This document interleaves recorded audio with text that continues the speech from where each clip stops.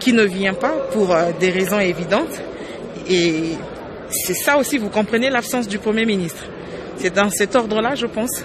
Non. Déjà son absence. Nous avons justification valable? Non, il y a une justification. Pas seulement sa justification, nous avons voulu demeurer élégants. Vous savez, la politique, à un certain degré, il faut être élégant. Élégant par rapport à la progéniture, élégant par rapport à nos enfants. Ça veut dire quoi? La déchéance du Premier ministre, c'était déjà là. Ce n'est pas un pas encore. C'était déjà là. Qu'il l'éveille, qu'il ne vienne ou pas, sa déchéance, c'était déjà là. Donc, nous avons fait preuve d'élégance. Nous avons fait preuve d'éthique morale. Nous avons fait preuve de cette appartenance à la progéniture. Tout ce que nous posons comme acte, nous le faisons pour nos enfants, dans ce sens-là. Donc c'est fini pour ces messieurs. Parce qu'en fait, les gens ne comprennent pas. Il y a mutation politique. Nous sommes en face d'un nouveau paradigme. Une nouvelle majorité qui est censée décider sur l'avenir du pays, c'est fini. Mais qui doit respecter les textes, parce que la problématique se pose au niveau de la compétence du bureau d'âge d'examiner la motion de censure contre le Premier ministre. J'aimerais répondre à ces infirmités. Je vois les gens passer à la télévision avec des incohérences. Si nous étions dans la logique, n'est-ce pas, de la majorité du FCC, on aurait porté atteinte au texte. Cette logique est tombée. Nous sommes en pleine mutation. Ça veut dire que nous ne répondons pas aux exigences d'hier. Nous répondons aux exigences liées, n'est-ce pas, au contexte actuel. Ce que les philosophes appellent les paradigmes. C'est un nouveau paradigme qui est différent, n'est-ce pas, du paradigme de Kingakati.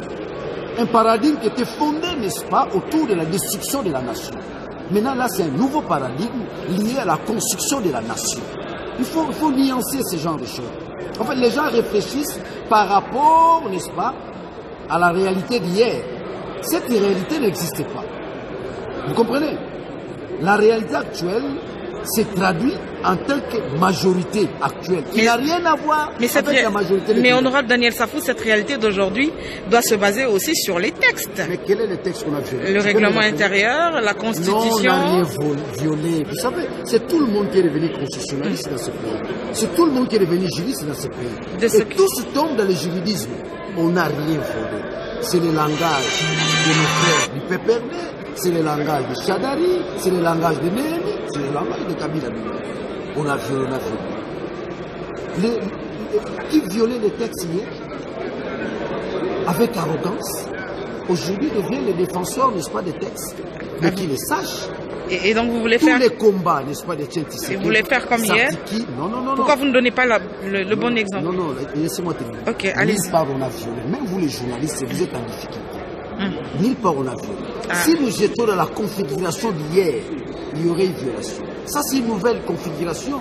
Et la Cour constitutionnelle a doté ce bureau d'un nouveau pouvoir.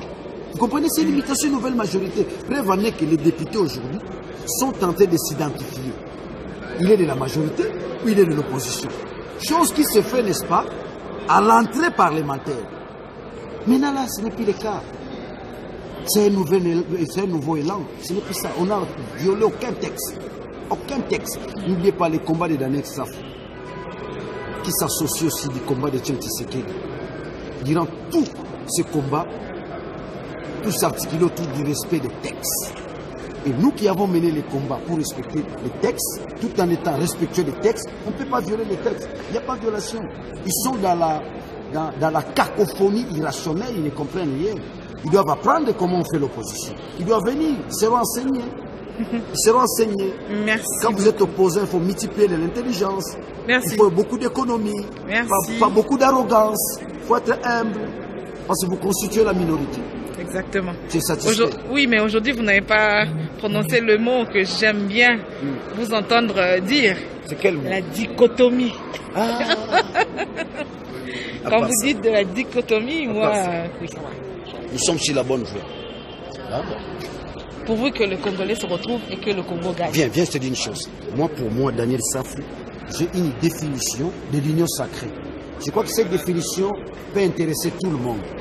Pour moi, l'union sacrée égale sociale. C'est ça, le social.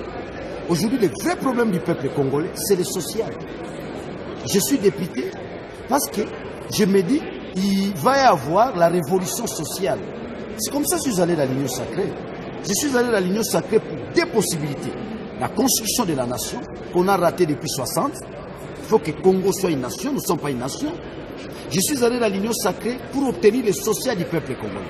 Mais je suis convaincu, il y a un élément métaphysique et spirituel qui échappe encore aux gens. Nous avons commencé l'an 1, le 21 avril, à 14h. Fumukimbangu totalise 100 ans. Donc nous commençons l'an 1. Nous sommes au salaire qui si vous avez, hein? Tu côté siècle à Fumukimbangu. Bala Fumukimbangu devait le barrer. N'engue moi le barabane laka. De ne savons pas moi le laka. Tigala yo. Mais bon, on va barabane laka.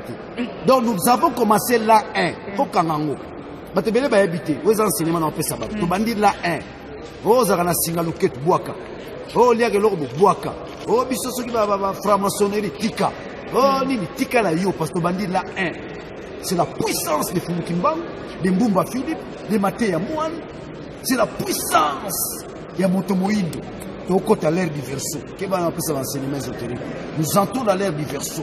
C'est l'ère de l'homme noir. Cheikh Anta Diop. Fumukimbangu. Maintenant, tout va l'obéir à Kingonga. Donc, on va noter. Bon, on a un tongo. Les Américains vont soutenir le Congo.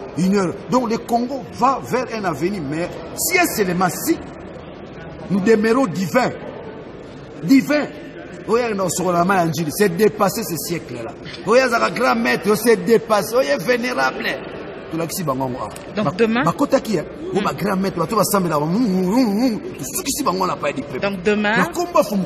demain, qu'ils viennent pas, la motion sera examinée. Le roi Fénéa, comme on est de papa, là, vous attendez 47 malades. 47. Attention, il ne faut pas. Non, je dis. Il ne faut pas parce que. Oh, laissez-moi dire des choses. C'est le poids de l'âge. C'est le poids de l'âge. Mais c'est le poids qu'il démissionne. C'est le poids de l'âge. Avec l'âge, vous savez que. Il sera humilié. Donc, c'est prémédité, donc. C'est pas prémédité. S'il ne vient pas demain, ça veut dire qu'il aura outragé le Parlement. Tu comprends, Pela? Où est-ce que le Parlement a banné les gars? Où est-ce que le Parlement a yang 6? Oh, le Parlement, il y a yang 6. Il y a un bloqué. Qui pourrait s'attendre que ce Parlement pourrait réaliser une imitation politique? Tout ce pays, c'est le peuple congolais. En 2021, nous avons atteint 40%. Tu comprends? C'est-à-dire que nous marchons en harmonie avec l'ensemble de tout un peuple. Au peuple, on peut se saluer.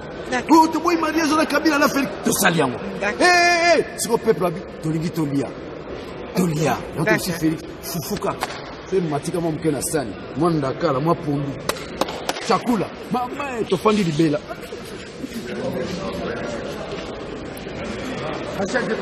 D'accord, honorable. Ma Mimi. Non, les lots m'a bé.